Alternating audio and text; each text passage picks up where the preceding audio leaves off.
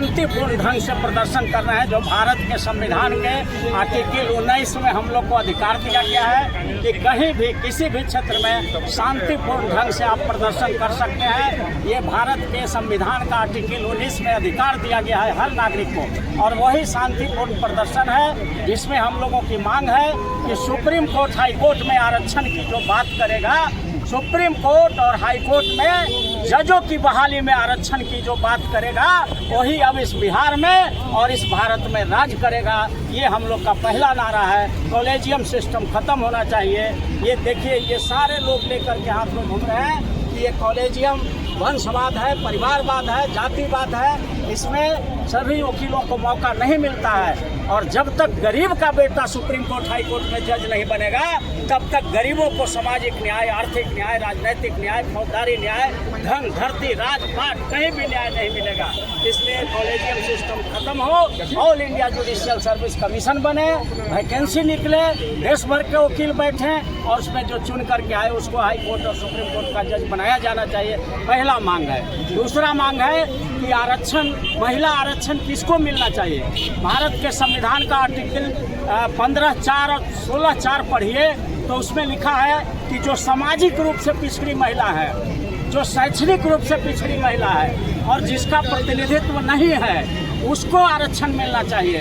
तो ये महिला जनरल का जो आरक्षण दे दिया गया, ये संविधान का सीधे सीधे उल्लंघन है, हत्या है। इसमें सिर्फ और सिर्फ अनुसूचित जाति, जनजाति, अति पिछड़ा, ओबीसी समाज के महिलाओं के लिए आरक्षण होना चाहिए।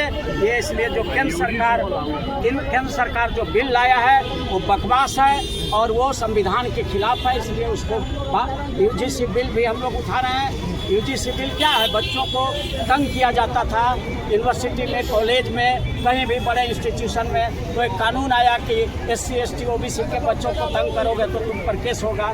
तो तुम डरते क्यों हो? अगर तंग नहीं करते हो तो डरते क्यों हो?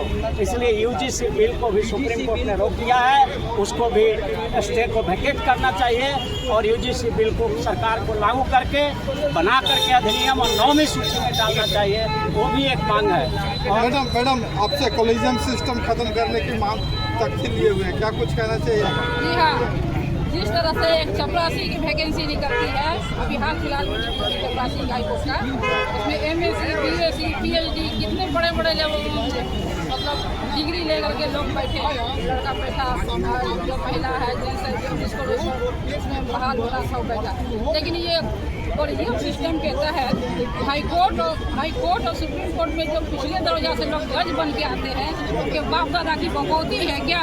पिछले दर्जा से घुस के बैठ जाते हैं, कुर्सी पकड़ लेते हैं जज का।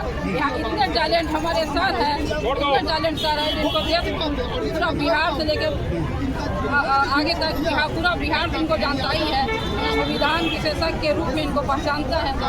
और इनको जज बनाने के लिए जब आता है तो इसमें उन लोग का नानी मर जाता है। इसी तरह से मरे हुए जो इसको कानून का ABCD मालूम नहीं है, वो लोग जज बन के बैठे हैं। हमको ये लगता है कि क्या इन लोगों को बकौती नहीं है, इन लोगों को कोई अगला संपत्ति यहाँ कोई छोड़ के तो नहीं गया है। ये लोग गरीब, अति पिछड़ा, माइनॉरिटी और OBC जितने भी दलित पिछड़े के लोग हैं उन्हीं को वोट लेते हैं, उन्हीं का वोट लेकर उन्हीं का पैसा ले करके ही अपने सर्विस में आते हैं। सर्विस में इनको हमारे ही पैसा इनको दिया जाता है। जब इस तरह का ये बनाए हुए हैं सिस्टम, कॉलेजियम सिस्टम, इसको तो ख़त्म करना ही होगा। इसको एकदम ख़त्म करके ही हम लोग दम देंगे।